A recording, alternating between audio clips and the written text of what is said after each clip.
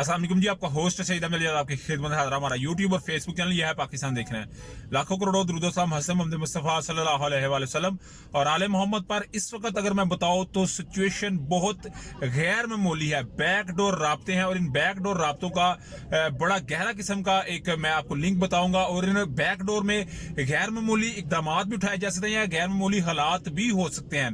इस वक्त आप जानते हैं कि 3 बड़ी शख्सियात जो है वो मुल्क के अंदर मौजूद नहीं है। इस वक्त लंदन प्लान में मुलाकातों का सिलसिला जारी है।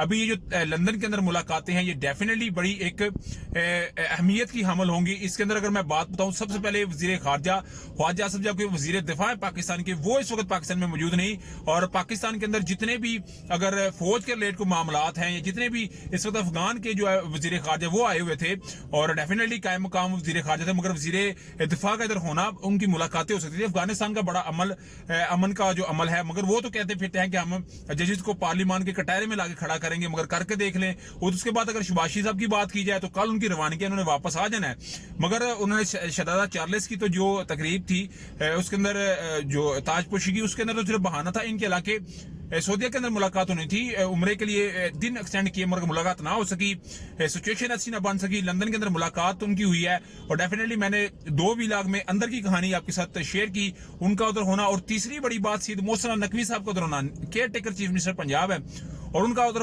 वहां पे होना। हालांकि वो पंजाब के अंदर होने चाहिए थे मगर उनका वहां पे होना ये भी कोई गैर मामूली जो है वो हालात को आवाज दे रहा है। जो मेरी एक सेंस है वो मैंने आपके साथ शेयर किया है। मगर एक अजहर जवेद साहब है, बड़े करीबी जो है दुनिया न्यूज पे काम करते हैं, बड़े करीबी हल्कों में समझे जाते हैं। समझे इनका घर ही दूसरा जो है इवन फिर अपार्टमेंट जो है लंदन के अंदर है। वो ये कह रहे हैं, उनकी मैं बात कर रहा हूं कि साबका वजीर आजम जो कि इमरान खान साहब की गिरफ्तारी हर्ज इम्कान नहीं, यानी कि इसको रद्द नहीं किया जा सकता। हुकूमत ने अपना होमवर्क कंप्लीट कर लिया, मुकम्मल कर लिया। बहुत से मुकदमात ऐसे हैं जिनमें सजा के इम्कानात हैं, ये बात कही जा रही है। अजहर जवेद साहब की जानिब से बड़े करीबी समझे जाते हैं। उधर अगर बात करूं तो इनकी बात को मैं रद्द नहीं करूंगा। हामिद मीर साहब ने एक बड़ा बात की है, वो भी इससे मैं मिलती जुलती कहूंगा। उन्होंने कहा जी हम बच्चे काके नहीं कि माजी में जब सुप्रीम कोर्ट का कोई फैसला आता था, चाहे वो यूसुफ अगलानी साहब का फैसला हो या नवाज शरीफ साहब का कोई फैसला हो, ये भी बताना चाह रहे हैं, उसके पीछे एस्टैब्लिशमेंट थी। मगर इस वक्त अगर कोई फैसला आता है तो उसके पीछे एस्टैब्लिशमेंट नहीं होगी। अगर ऐसा हुआ तो फिर एडवेंचर के लिए तैयार रहे। चीफ साहब जाती तौर पे नताइज भुगतने के लिए तैयार रहें या तैयार हो जाएं, ये बात कही जा रही है एक एंकर पर्सन की जानिब से। बड़े करीबी हल्कों में जिनको जरदारी साहब अपना बच्चा कहते हैं, बेटा कहते हैं, मोहसिन नकवी साहब को भी अपना बच्चा या बेटा कहते थे, तो इन हालात में इस तरह की बात करना ये कोई बात काबिले हजम नहीं। ये बात बहुत सारे जो है वो बातों की तरफ इशारा करती नजर आ रही है। अगर मैं बात करूं तो सुप्रीम कोर्ट के अंदर जो समाअत हुई है, फुल कोर्ट की सदा की गई, तो अदालत ने कहा उसको देख लेते हैं। बड़े जो है वो हसास मामला में फुल कोर्ट बनती है। आयशा मलिक ने कहा कि आप 3 रुकनी बेंच पे इतराज करते हैं, फुल बेंच को आप अच्छा समझते हैं। उसके बाद अटॉर्नी जनरल से पूछा गया लाएं जी 5 इजलास की कार्रवाई की तरह, तो उन्होंने कहा जी हम कल आपको देंगे, आज तो हम आपको नहीं दे सकते। मगर अगर मैं बात करूं तो शफकत इमरान साहब है जो कि बड़े करीबी समझे जाते हैं और ये मुस्लिम नवाज का ही हल समझा जाता है। मरियम नवाज साहब ने मैं समझता हूँ ये बात उनको जो है वो फीड की होगी, फिर मरियम नवाज साहब उन्हीं के जो है वो बात को अपने ऊपर उसको रीट्वीट भी करते, तो ये एक बड़ी मीनिंगफुल है। शफकत इमरान साहब कहते हैं कि इमरान खान और जनरल फैज हमीद के एक गठ जोड़ने, बेसिकली तो मैं ये समझूंगा कि मरियम नवाज साहब ने इनको बात की तो खुद ही रीट्वीट करवा लिया।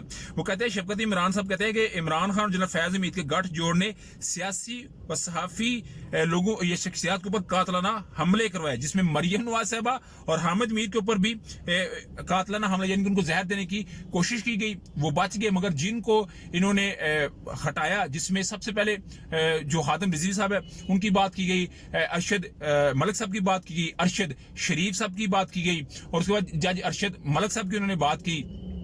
तो ये जो है ये एक बातें उनकी तरफ से की जा रही है। उन्होंने कहा बच जाने वाले अफसारान थे, हामिद मीर थे, मरियम नवाज और असद तूर साहब ये बच जाने वाले में शामिल थे। तो ये एक बड़ा जो है वो इंकशाफ है मरियम नवाज साहब की जानिब से। मगर ये जितने भी हालात मैं आपके साथ डिस्कस कर रहा हूँ ये कोई इतने ईजी नहीं, ये इंतहाई गैर मामूली है। जो हालात को इमरान खान साहब के लिए तंग और इनको अपने लिए जो है वो आसान करते नजर आ रहे हैं। अगर मैं फरग हबीब साहब की बात करूँ तो उनको भी तो एक गलत केस के अंदर जो है उन्होंने गिरफ्तारी की और फिर 16 मई बजे तक उनको भी तस्लीम मिल गया। आप हमारी स्क्रीन के ऊपर अब इस वक्त देख भी रहे होंगे। मगर इमरान खान साहब ने, शहबाज साहब ने जो ट्वीट किया उसके ऊपर उन्होंने बात की है कि चंद ही माह के अंदर मेरे ऊपर 2 कातलाना हमले हुए हैं कि मैं इसके ऊपर बोल भी नहीं सकता।